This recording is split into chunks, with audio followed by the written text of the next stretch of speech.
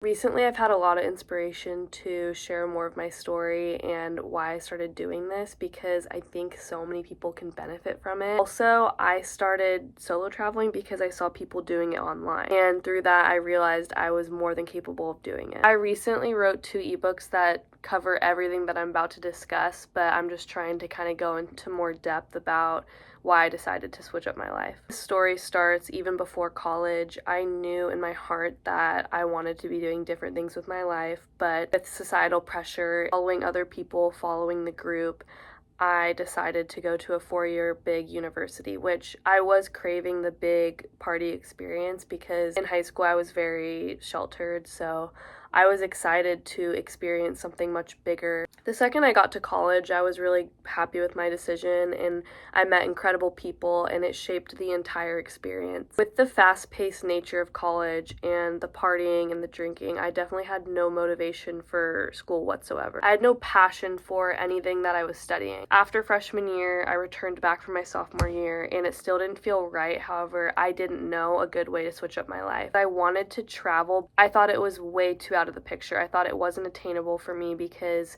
travel is expensive and it's only for people that have the money and want a vacation and have all the free days and also all that shit. I would scroll through study abroad options because I do remember on campus I saw like a poster or something regarding study abroad. Now, again, this seemed really out of the picture for me. However, I wanted to start implementing ideas of like, maybe this could work. This is my first point. Even if it seems very far-fetched, it's still worth considering. It's still kind of exploring because you never know what that curiosity could lead you to. I found a program that stood out to me and it was to Italy, and I remember feeling so inspired by it. While I was working at this coffee shop, I would hear people talking about study abroad and all of this interesting stuff started to happen. I was like, wait, like I genuinely want to do this. I remember really butting heads with my parents, having to do with other criticism and judgment on my decision. But with how unmotivated and uninspired I was by the life I was living, I felt super drawn to this. Towards the end of fall term and when I returned home for winter break, I finally convinced my parents and I was starting to gain momentum on actually doing it. I remember getting accepted into the program and just feeling like so much gratitude. For many months, I put the mindset behind me that it wasn't going to happen. I just pretended like, okay, it's going to happen. I don't know how. I'm not going to question it, but it's going to happen. Winter flies by and suddenly it's time to get on the plane. And I write about this in my ebook as well, but there was just this immense emotion of me being proud of myself, which again, during school, I'll be honest, even in high school, like I had never felt like I had fully made a decision for myself that felt so correct in this way. It was definitely a moment in which I'll never forget. All of this, right? Like study abroad normally isn't like this. Like it's like you plan it out, you go, you do classes there, everything. I had an amazing time and I met people that genuinely changed my life, and I met girls that reflected true friendship, true inner growth in me. Well, I lived there for 3 months, and like I said, it was very adventurous, it was very spontaneous. And after I got back, there was a switch that kind of went off in my brain. I lived in this beautiful Italian culture, I expanded my worldview, and I realized that not only did I want to continue doing that, but it shouldn't be set up like that. Like, yes, study abroad was amazing, but it's also additional money and it's still, continuing school, and that's the main focus, right? What's a way that I can start traveling that is budget friendly, that works for me, and that's still fulfilling my adventurous perspective? Unfortunately, when I got home from Italy, I still hadn't figured it out. Like, I decided to go to a school nearby.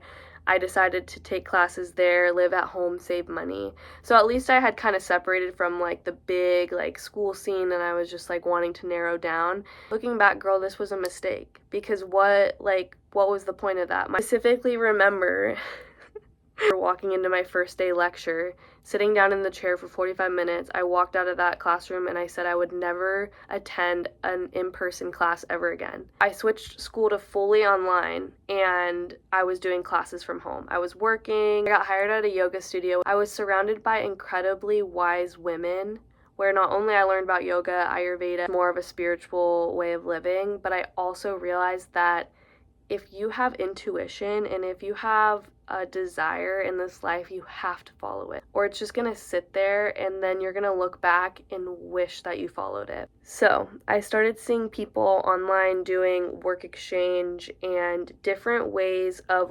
working abroad, but with free accommodation. Started applying to different places that called out to me. In Europe, I stayed in a few hostels that weren't spectacular, but they still provided a stay, for the night. But on these websites, you can see that there are some nice hostels around, different accommodations that you can choose. There are places around the world that offer food and a place to stay and all this stuff, as long as you work a few hours a day for them. It was a big shift, especially for my parents, because they thought I was insane, which I am. But I will say that I think a lot of people are not used to hearing about this kind of stuff. In the middle of winter in Oregon, I was ready to experience tropical living. And that's exactly what I chose. I chose Puerto Rico. I had a whole list of options, I will say, because on these websites, it's addicting. Like, you just scroll and you choose. Puerto Rico stood out to me was not only because the hostel I chose was really nice. I was really craving that island way of living, as well as I had never been there before, and I was ready to go experience the world. After not traveling for a lot of months, I was ready. Not any nervousness. There was not any anxiety, any questioning what I was doing, and this is how I know that I was making the right decision for myself. To say I had very little support, zero from my parents, and just kind of this judgment again on what I was doing. On these work exchange websites, you can choose how long you want to go for. I had picked 1 month.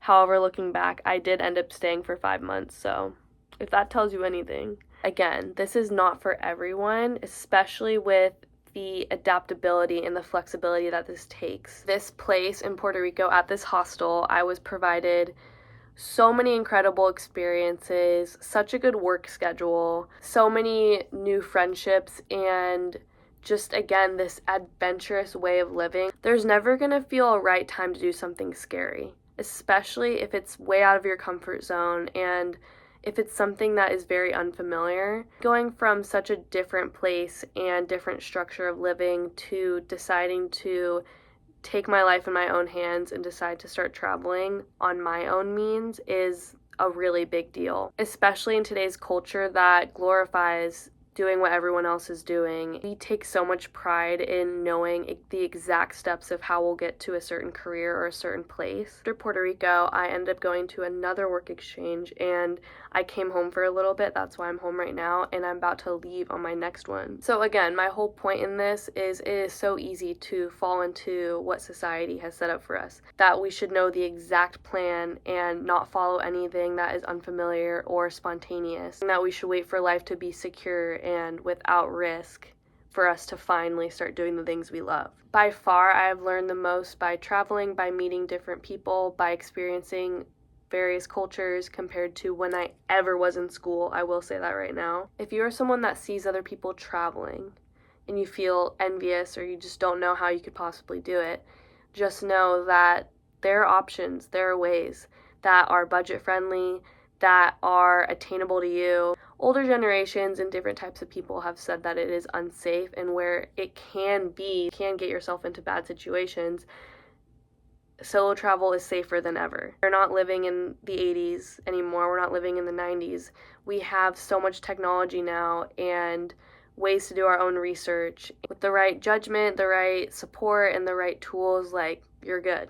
That also goes to say that it takes a certain amount of self-awareness and self-trust when you do this type of stuff. I've noticed that even within me, it builds over time. I've made mistakes, of course, as I solo travel, especially in the beginning. I look back and I'm so grateful because it made me stronger. So this was a whole why I started solo traveling and how I got into it. But like I said, I'm going to start posting more about my advice and different tips of how to start traveling alone. I always kind of held back on sharing my travels and stuff because I don't know. I think it was something to care about. It's just what I'm doing. But as I've traveled, I've met people that genuinely either want to start doing what I'm doing or just are curious about my adventures in my life and everything. Anyways, thanks for watching.